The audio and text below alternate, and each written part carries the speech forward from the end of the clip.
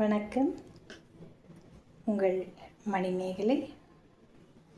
இன்றைய பதிவை என்னால் உடனடியாக போட முடியாது. உடல்நல குறைவு காரணமாக அதனை இப்பொழுது நான் பதிவு செய்கிறேன். நாளை பதிவேற்றம் செய்வேன். இப்போது நம்ம அடக்கம் உடைமை என்ற அதிகாரத்தின் குறட்பாக்களை பார்த்து வருகிறோம். அடக்கம் உடைமை என்பது ஒரு மனிதனை எந்த அளவிற்கு உயர்த்தும், அவனுடைய வாழ்க்கையில் அவன் எந்த அளவிற்கு பெருமைகளையும் போற்றுதல்களையும் பெறுவான் என்பதை இந்த அதிகாரத்தில் திருவள்ளுவர் அழகாக செதுக்கி கூறியிருக்கிறார். அப்போ அடக்கம் உடைமை என்றால் ஏற்கனவே நம்ம பார்த்த மாதிரி எல்லா வகையிலும் ஐம்புலன் அடக்கம், எல்லாருக்கும் நன்றாம் பணிதல், இதெல்லாம் ரொம்ப அவசியம். அவையே நம்மை வாழ்க்கையில் உயரத்திற்கு கொண்டு செல்பவை. உயரத்திற்குன்னு சொன்னால் எடக்கு முடக்கா கேள்வி கேட்காதீங்க. வாழ்க்கையில் யார் பார்த்தாலுமே நம்மளை பெருமையாகவும் ஆச்சரியமாகவும் பார்க்க வைக்கக்கூடிய பண்புகளை அந்த அடக்கம் உடைமை என்ற பண்பு நமக்கு சேர்த்து தரும். சரியா? இந்த ஒரு நாளிலேயே உங்களை பார்க்கல அப்படின்னு நினைக்கும்போது கொஞ்சம் கஷ்டமாக தான் இருந்தது. நீங்கள் எவ்வளவு பேர் பதிவை பார்த்தாலும் எனக்கென்று ஒரு இதயம் இருக்கிறது அல்லவா? நம்மளால் என்ன செய்ய முடியுதோ அதை நம்ம செய்யணும் அப்படின்னு சொல்லக்கூடிய அந்த எண்ணம் என்னை துரத்தி கொண்டே வருகிறது. அதனால தான் இன்றைக்கி நான் கொஞ்சம் சிரமத்துக்கு நடுவில் தான் உட்கார்ந்து பேசிக்கொண்டு இருக்கிறேன் உங்களுடன்.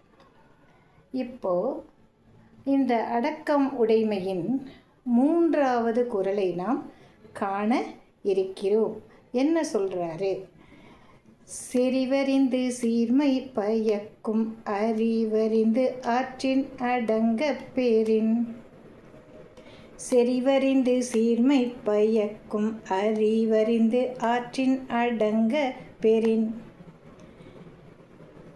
இதில் என்ன சொல்ல வராரு அப்படின்னு சொன்னாக்கா, அறிய வேண்டிய நல்ல வழிமுறைகளையும் செயல்களையும் பண்புகளையும் ஒருவன் நன்கு கற்று தெரிந்து ஆனால் அடக்கத்தோடு வாழ்ந்தால், எனக்கு தான் தெரியுமே அப்படின்னு சொல்லி தலைகனம் இல்லாமல் வாழ்தல், அதுதான் அடக்கம் அப்படின்னு இங்கே வள்ளுவனார் கூறுகிறார்.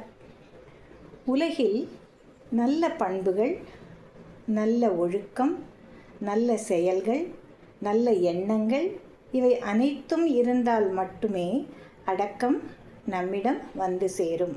அடக்கம் என்ற பண்பு நம்மிடம் வந்து சேரும்.